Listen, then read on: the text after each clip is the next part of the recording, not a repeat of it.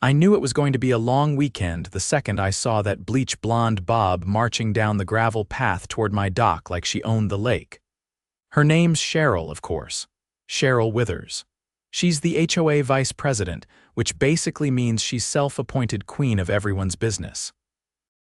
And today, apparently, her business was my dock, my lakefront, and unbelievably my guests. It was a warm Saturday afternoon, and I had a few buddies over for a cookout. My cousin Zariah and her daughter were visiting from out of state, and my best friend had brought his fishing gear.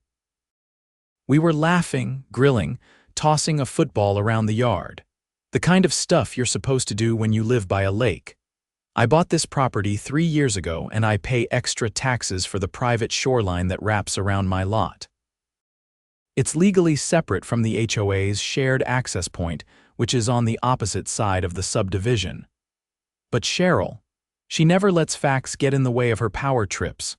She trudged onto my dock like it was a public sidewalk, arms flailing like she was directing traffic. "You can't have this many people on the lake at once," she barked, pointing at my cousin's paddleboard and the 2 lawn chairs set up at the edge of the dock. "This isn't a resort, Nathan." I was halfway through flipping some burgers when I heard her. I turned slowly, locked eyes with her, and said, "Excuse me." "This is common property," she snapped, already pulling out a little leather-bound HOA handbook like it was the Constitution. "Guests are limited to 2 per household, and they must be approved in writing by the board for lake use." "Cheryl," I said, walking over calmly, "you're standing on my private dock on my deeded lakefront property. You're trespassing." Her mouth opened, but nothing came out.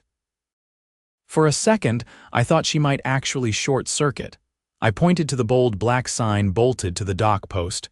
"Private property Nathan Halberg." She squinted at it like it had just materialized. "No, this is all part of the HOA's jurisdiction," she insisted, now flipping furiously through her little book. "We have policies, rules." I waved over Zariah, who had already started filming on her phone. "Hey Z, can you zoom in on the dock line? And maybe the survey marker?" Zariah gave me a thumbs up and caught the metal stake embedded in the ground 10 feet behind where Cheryl was standing. "Cheryl, that marker right there, that's the boundary. Everything from here to the waterline is mine, not the HOA's." "Mine?" She froze, staring at the marker like it had betrayed her. "You can't just claim the lake," she hissed. "I didn't claim anything. The county did. I bought it. I have the deed, the survey, and the tax bill to prove it." At that point, Cheryl's face had turned bright red. The kind of red that made you worry if her blood pressure was about to detonate. She turned to my cousin. "You need to leave the water immediately or I'll call security." Zariah laughed. "Please do." "I'd love to have this on record." I added, "And when you call them, make sure you let them know you trespassed onto private property and harassed my family. I've got 3 cameras recording this." Cheryl's jaw clenched so hard I thought her teeth might snap. She spun around and stormed off the dock, heels clicking like nails in a coffin lid. I figured that was the end of it. It wasn't. Not even close. By Sunday morning, I knew Cheryl wasn't going to let yesterday go. I could feel it in the air like the lake mist had thickened with petty vengeance. Sure enough, at exactly 11:30, a white SUV with a vinyl Lakewood Lakes HOA decal pulled up right outside my fence line. Out popped Gerald, the HOA's so-called compliance officer, who looked like he'd rather be anywhere else. He held a clipboard like it was a weapon, his tie slightly askew and sweat already soaking through his collar. He didn't even make it through the gate before I met him at the edge of the yard. "Let me guess," I said, arms crossed. "Cheryl sent you." Gerald gave me a tight-lipped nod and cleared his throat. "We received a formal complaint about unauthorized use of communal lakefront access and improper guest volume." I leaned against the post and gestured toward the water. "You can see the survey stake right there. Everything east of it is private land. She walked onto it without permission yesterday." Gerald raised an eyebrow. "You have a copy of the property line documentation?" "Inside." You want to see the original deed or the updated county survey? He hesitated, then checked a box on his clipboard. I'll need to take photos for record keeping. Go ahead, I said. But I'd recommend you avoid stepping past the stake unless you want to be part of another trespassing report. Gerald's mouth twitched slightly, not a smile, more like someone suppressing a sneeze in church. He backed up, snapped a few photos from the sidewalk, and left without another word. By the time dinner rolled around, I thought maybe that was it. But around dusk, Zariah and I noticed something odd. A small aluminum sign had been bolted to a tree just outside my property line, facing the lake. It read, "HOA access area, resident guests must register, no private use." Zariah squinted at it. That wasn't there this morning. I walked over, flashlight in hand, and noticed the bolts were brand new, shiny silver, barely weathered. And below the sign, faint tire tracks curved off the HOA-maintained path and onto the grassy slope near my dock. Someone had driven in, probably at night, and installed it without notifying anyone. Trying to rebrand my shoreline now, I muttered. That's when Zariah pointed at the base of the tree. Wedged under a root was a folded, weatherproof envelope. Inside, a single-page notice, printed with the HOA letterhead, declaring that my lot, specifically the dock area, was under review for jurisdictional reassignment based on current board interpretation of shared environmental resources. I read it twice to make sure I wasn't hallucinating. "The hell is jurisdictional reassignment?" Zariah asked. "Something made up," I said. "They're trying to retroactively claim my land." The next morning, I drove down to the county land office before they even opened. I waited 20 minutes for a staffer named Renata, who I'd worked with during the original property purchase, to arrive. As soon as she saw the document, she rolled her eyes so hard I thought she might topple backward. "They can't reassign jurisdiction over deeded land," she said, flipping through my parcel file. "That's not a thing. There's no legal mechanism for that. You own from the marker to the waterline." I asked if the HOA had filed anything formal with the county. "They tried," she said, pulling up a scanned document. "This was submitted Friday afternoon.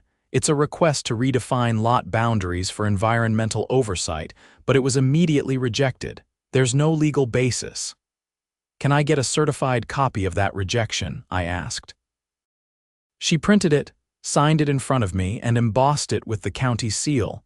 By the time I got home, it was clear Cheryl had escalated. A new email had landed in my inbox from the HOA board, stating that my property was now temporarily restricted from guest use pending board review. They cited environmental impact concerns and claimed that 5 separate households had complained about noise and excessive human activity. I knew exactly what they were doing, creating a paper trail of fabricated complaints so they could justify harsher penalties down the line. I wasn't about to let that stand. That afternoon, I installed 2 more security cameras, one facing the lakefront, one aimed at the side path Cheryl had used. I also called my friend Mira, a municipal attorney who owed me a favor from a past zoning issue. "They're trying to fabricate a regulatory process that doesn't exist," she said after reviewing the documents. "That's fraud. If they've falsified complaints or used HOA funds to post signage without board approval, that's misappropriation." "Can we escalate?" Mira paused. "If you give me a copy of their budget, board meeting minutes, and the email thread, I can take it to the county prosecutor's office. They've prosecuted HOAs before for misuse of funds and overreach." I had everything she needed by that evening. Thanks to an open records request I'd filed months ago, I had access to the past year of board minutes. That's when I spotted it line item 18 from the April meeting. Authorization to post updated signage at communal lakefront access points. Only 2 locations were listed. Mine wasn't one of them. The next board meeting was scheduled for Thursday night. I decided I'd attend. When I walked into the community center, Cheryl was already seated at the long, folding table up front, flanked by 3 other board members, none of whom looked thrilled to be there. The room had maybe 20 residents, mostly older folks who kept their heads down unless their lawn got mentioned. I waited until the public comment period. "My name is Nathan Halberg," I said, stepping up to the mic. "And I'm here to address a very serious abuse of authority by this board." Cheryl immediately tried to interrupt, but the chairperson, a wiry man named Dennis, held up his hand. "Let him speak." I unfolded the rejection letter from the county and read it aloud. Then I held up the forged restriction notice and pointed toward Cheryl. "This was placed on my property without consent. It cites a board action that never occurred. The sign was installed using HOA funds for a location not approved in your own minutes. That's misappropriation." And the fake complaints. I checked with the supposed households. 3 of them had no idea their names had been used. Dennis's expression turned leaden. "I've also filed a formal complaint with the county prosecutor's office," I continued, "including copies of all relevant documentation. At this point, this isn't just about overreach, it's about fraud." Cheryl's voice cracked as she leaned toward the mic. "This is a misunderstanding. We were protecting community resources." Dennis cut her off. "Did you authorize the sign, Cheryl?" She blinked.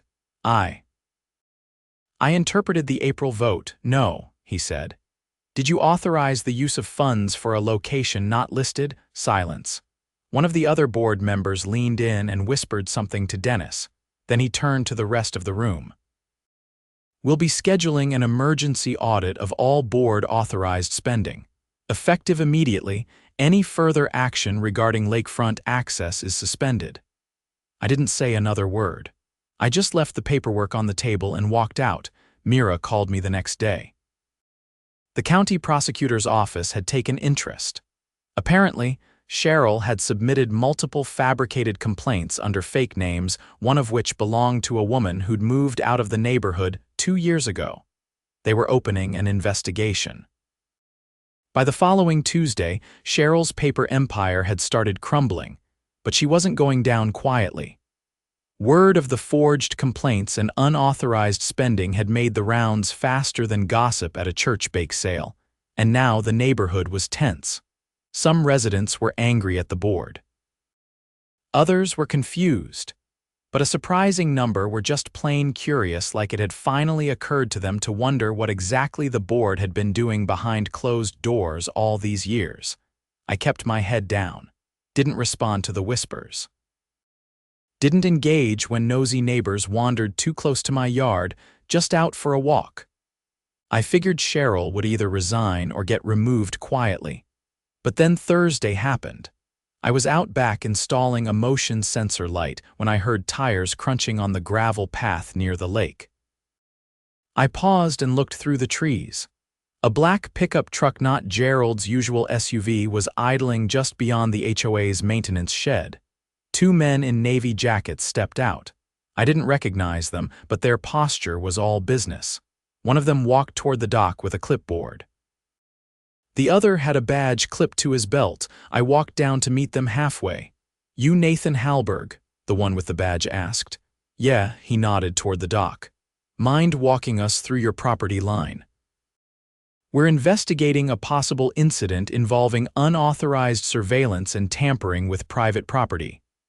My stomach dropped, but not from guilt. "Surveillance?" I asked. The second man flipped open a folder.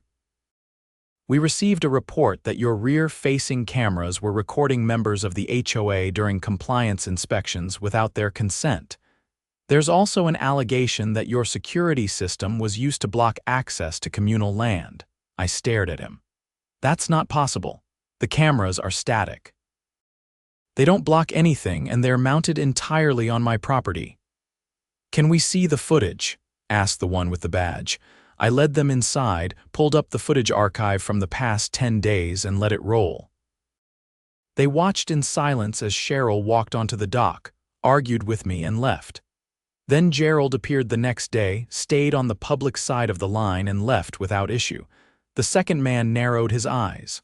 "What's this here?" he asked, pointing to a timestamp from 2 nights ago. The screen showed a figure walking near the tree line after dark. The person wore a hoodie and carried a small object in one hand. They paused at the newly installed sign, the one falsely claiming HOA jurisdiction, then walked out of frame. I hadn't seen that yet, I admitted. I'll zoom in. The resolution wasn't great in the dark, but the flashlight beam the person briefly used to check the bolts lit up their face for just a second. It was Cheryl. The officer leaned back. That's what we needed. We had suspicions she was behind the installations, but without proof. This helps a lot. What exactly is she being investigated for? I asked. The second man hesitated. In addition to misappropriation of HOA funds and submitting falsified documents to the county, there's evidence she accessed the HOA's internal complaint system to create fraudulent household identities. That enters felony territory: wire fraud, potentially identity theft. And the surveillance thing? Fabricated, the first man said. She filed the report herself using an alias, claimed you were monitoring residents' private activities from inside their homes. We already traced the IP address of the initial complaint. It came from her HOA-issued laptop. I let out a long breath and leaned against the counter. She's unraveling, I said. She's being reckless, the officer replied. And that makes her dangerous. They left with a copy of the footage and promised to keep me updated. That night, I forwarded everything to Mira. Her response was immediate. She wanted me to attend the next county council meeting, where the prosecutor's office was planning to present the case for formal charges. The meeting was held in a municipal building across town. I sat in the third row, behind a line of stern-looking officials and two plainclothes officers. Cheryl was nowhere to be seen. Her attorney, a man with a permanent scowl and a shiny forehead, sat alone at the defense table. When the prosecutor stood to speak, she didn't hold back.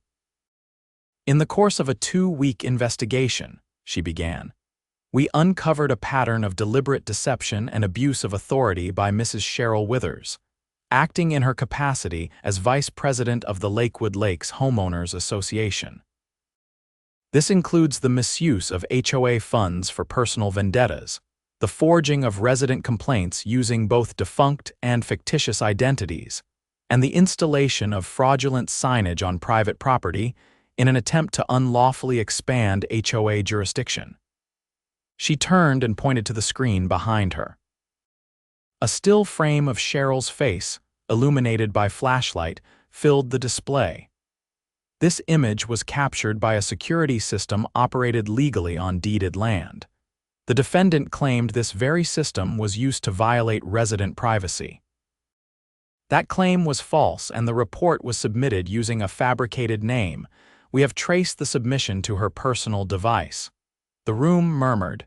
The defense attorney stood, face stiff. We dispute the interpretation of these events. My client acted with the board's best interest in mind. A council member leaned forward. Is there evidence the board authorized the spending or the signage? No, the prosecutor replied. In fact, 2 board members submitted sworn statements denying any knowledge of the installations or the reallocation of HOA funds. The council voted unanimously to refer the case to the county district court. Cheryl was formally charged with 3 felonies and 2 misdemeanors, including misappropriation of funds, filing false reports, identity fraud, and trespassing. When I stepped outside into the cool evening air, it felt like a weight had lifted. Not just for me, but for every resident who'd been quietly worn down by years of her authoritarian nonsense. The following day, Dennis, the HOA chair, called a special meeting in the community center. This time, it was packed. People I hadn't seen in months showed up, some clutching HOA mailers, others just there to finally be heard. Dennis stood at the podium, looking tired but determined. Effective immediately, Cheryl Withers is suspended from all duties pending the outcome of the investigation. We will begin a full audit of the HOA's finances and voting procedures, and in light of what's happened, we're proposing a series of reforms. He gestured to a whiteboard behind him where a list had been scrawled in blue marker. Among the items, mandatory transparency in board spending, public access to meeting records, and term limits for board members. One woman stood up from the back row. Why did it take this long for someone to say something? I stood too. Because a lot of us didn't know how deep it went. We assumed it was just overreach, not criminal behavior. But now that we know, we fix it. Another neighbor, a retired firefighter, nodded. We need a committee, independent from the board. A watchdog. Dennis looked around the room. Then let's form one tonight. Volunteers? 10 hands went up. Mine included. Over the next few hours, we drafted a proposal for a community oversight panel with rotating members, public voting, and a direct line to the county liaison. It wasn't perfect, but it was a start. As I left the meeting, Zariah called from the airport to check in. "You good?" she asked. "Or is Cheryl still haunting your shoreline?" "She's out of power," I said, watching the moonlight ripple across the lake. "And soon she'll be out of the neighborhood." There was a long pause, then she laughed. "Told you that dock was worth fighting for." I looked out at the water, the same water Cheryl had tried so hard to control, and knew she'd never set foot on it again, and neither would anyone like her. The morning of Cheryl's arraignment, I stood just outside the county courthouse with a cup of coffee and a folder under my arm. The courthouse square buzzed with a quiet sort of anticipation. Reporters, residents, even a few HOA members who hadn't shown their faces since the scandal broke. A light drizzle fell, but no one left. We all wanted to see where this would land. Inside, the judge listened patiently as the prosecutor laid out the charges. It wasn't just fraud and trespassing anymore. New evidence had unearthed something worse. Apparently, while reviewing the HOA's financial records during the audit, the county discovered that Cheryl had funneled over $15,000 from the HOA reserve fund into a dummy lake preservation account. That account had been used to pay a private contractor, someone she'd known personally, to install surveillance equipment on 3 other residents' properties without their knowledge. All of it under the guise of environmental compliance monitoring. That crossed the line from unethical to criminal surveillance. The contractor, fearing liability, flipped immediately and provided invoices, emails, and bank transfers. The judge didn't even blink before revoking Cheryl's bail. She was remanded into custody pending trial. I didn't stay for the rest of the hearing. I had other things to do. Back at Lakewood Lakes, the community had shifted. The HOA board, now operating under interim leadership, had called for a full election in 30 days. Every position would be up for grabs. For the first time in years, people actually wanted to be involved. Zariah had flown home, but her footage of Cheryl's dock invasion had gone viral on a local watchdog forum. It wasn't just about one house anymore. Other neighborhoods started sharing similar stories, boards inventing rules, harassing homeowners, overstepping legal boundaries. A city councilman even reached out to me for a copy of the footage and documentation. He was drafting a bill to create stricter oversight on HOA governance. But for me, the real turning point came 2 nights later. I was sitting on my back porch, the lake calm and silver under a clear sky, when Dennis knocked on the gate. He didn't come empty-handed. In his hands were 3 folders, a sealed envelope, and a small cardboard box. "I thought you should see this," he said. Inside the box were dozens of printed complaints, all filed through the HOA's internal system over the past year. Most were signed with real names. A few were anonymous, but nearly half had been altered, words changed, details added, dates manipulated. Each one had Cheryl's login credentials attached. "She edited them," I said, flipping through the pages. "Or wrote them from scratch and slapped real names on them," Dennis replied. "We're sending everything to the DA's office, but we wanted you to have the originals for your records. You were named in 6 of them, not by the original authors." I opened the envelope. It was a formal letter from the HOA board, signed by every remaining member. It read in part, "We acknowledge that your rights as a homeowner were violated and that the actions taken against you were not only unauthorized but illegal. We are sorry. We are taking steps to ensure this never happens again." Dennis looked tired. Not defeated, just worn down from trying to hold together something that had been rotting from the inside. We never questioned her, he said. We let her drive everything because she was loud and organized. We thought she was keeping things in order. She was keeping people in fear, I said. He nodded. We want you to consider running for a board seat. I laughed once, sharp and automatic. You're serious? You're the only one who stood up. Everyone else just tried to wait her out. I didn't say yes, but I didn't say no either. The next few weeks rolled forward like a current smoothing out after a storm. The contractors Cheryl had hired were blacklisted from future HOA work.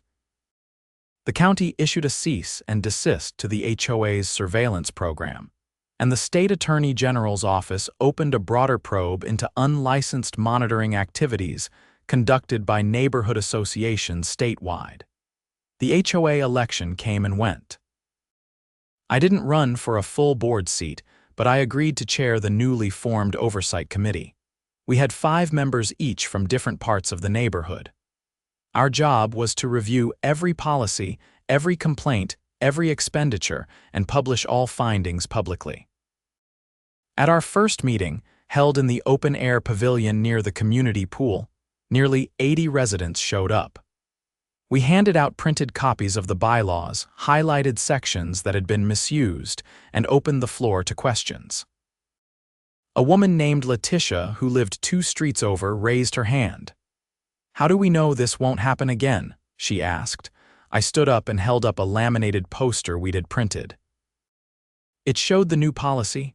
All HOA board meetings must be recorded and made public within 48 hours. "We don't trust silence anymore," I said. "We trust transparency."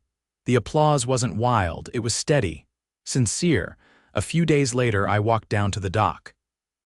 The fake sign had been removed. In its place, I posted something new, a wooden plaque carved by one of my neighbors that read, "Private property. Public integrity. Lakewood Lakes belongs to its people." The lake was quiet again, not the kind of quiet that comes from fear or control. The kind that comes from peace. Cheryl pled guilty to 3 charges. She took a plea deal that included restitution, a 10-year ban from serving on any HOA board, and a year of house arrest. She moved out of the neighborhood before the sentencing. Her house sold faster than anyone expected. The new owners brought cookies to the first community meeting and handed out their phone numbers. No demands, no threats, just neighbors. And as for me, I still host cookouts, still invite friends to the lake, still sit on the dock when the sun goes down and the water turns to glass. But now, when I do, I know the land beneath me isn't just protected by a deed or a sign. It's protected by accountability, by truth, and by a community that finally found its voice. And this time, it's not going quiet again.